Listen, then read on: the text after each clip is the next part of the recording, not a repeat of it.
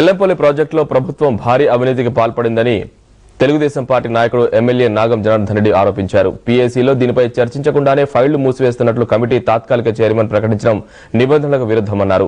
Committee chairman Yanamala Ramakrishnudu వచ్చిన తర్వాత తిరిగి విచారణ ప్రారంభిస్తామన్నారు.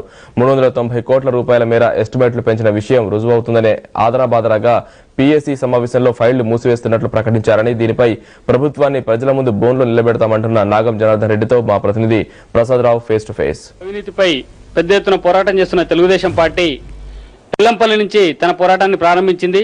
ఎల్లంపల్లి ప్రాజెక్టులో 300 కోట్లకు పైగా అవినీతి అక్రమాలు జరిగాయని, ఈ అవినీతిని నిరూపిస్తామని చెప్పిన తెలుగుదేశం పార్టీ పీఏసీ ముందు కాంగ్రెస్ పార్టీ సభ్యులు అధికంగా ఉండి వాళ్ళ చైర్మన్నే పెట్టుకుని ఈరోజు ఫైల్ను మూసేయడం పట్ల పార్టీ తీవ్రంగా అభ్యంతరం వ్యక్తం చేస్తుంది.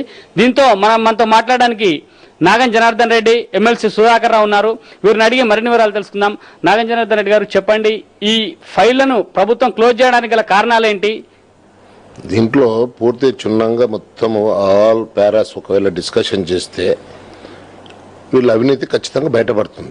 ఈ అవినీతి ఎక్కడ బయటపడుతుందో అని చెప్పని కుట్టి సాకులు వెతికి అలా చైర్మన్ గారు రాలేదని, ఆయన ఏదో అనారోగ్యంతో లేకపోతే ఇంకేదో దాంతో రాలేదు.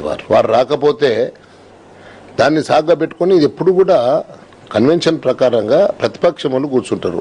చరిత్రలో ఫస్ట్ టైం పీఏసీలో ఒక అధికార పార్టీ అభ్యర్థి చైర్మన్గా, శాసనసభ్యుడు చైర్మన్గా కూర్చొని ఇలా ఒకటి అడుగుతా ఉన్నాం. ఇలా బాపిరాజు గారు కూర్చున్నారండి.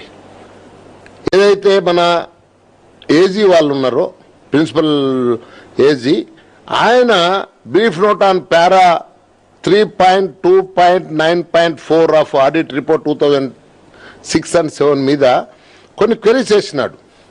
ఈ MS steel plate for fabrication of pressure pipe line, దీని ద్వారా 16 mm బదులు 20 mm వాడడం వలన 45,000 టన్నులు అదనంగా వాడినారని, దానికి కాస్ట్ గురించి కూడా క్లియర్గా ఎంత ఖర్చు అయిందని, అదేవిధంగా వేరే క్వైరీస్ కూడా రేజ్ చేసినారు.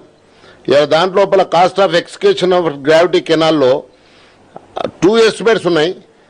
ఒక దాంట్లో 32 కోట్లు ఉంది, ఇంకొక దాంట్లో 69 కోట్లని ఉంది రెస్పెక్టివ్లీ. ఈ మధ్యన ఇంత వ్యత్యాసం ఉండేటందుకు వీల్లేదు కదా, దాని మీద మేము చర్చించాల్సిన అవసరం ఉండింది.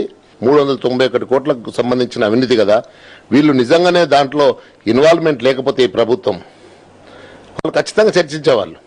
ఇవాళ ఇన్వాల్వ్మెంట్ ఉన్నారు కాబట్టి చర్చ తప్పుకున్నారు. ఇవాళ కాగంటే ఏందండి, ఇది ఒక కేంద్ర ప్రభుత్వానికి సంబంధించినటువంటి కాన్స్టిట్యూషనల్ బాడీ. ఇది ఒట్టిగా ఆషామాషిగా రిపోర్ట్ ఇయ్యదు. క్షుణ్ణంగా అన్ని రికార్డ్స్ పరిశీలించిన తర్వాత వాళ్ళు ఒక అరైవల్కి, ఒక ఫిగర్కి అరైవల్కి వచ్చిన తర్వాత వాస్తవాలన్నీ తెలుసుకున్న తర్వాతనే వాళ్ళు ఈ యొక్క రికార్డ్స్ అంటే మనకిచ్చి దీని మీద డిస్కషన్ చేయమన్నారు. ఇన్ని కోట్ల అవినీతి ఉంది, ఒక్కొక్క ఐటమ్ మీద ఇంత ఉందని చెప్పని వాళ్ళు ఖచ్చితంగా ఇచ్చినప్పుడు ఏదో ఇలా చైర్మన్ లేడు కాబట్టి మేము క్లోజ్ చేసుకొని పోదామంటే ఇది చట్టపరంగా చెల్లుతుందా?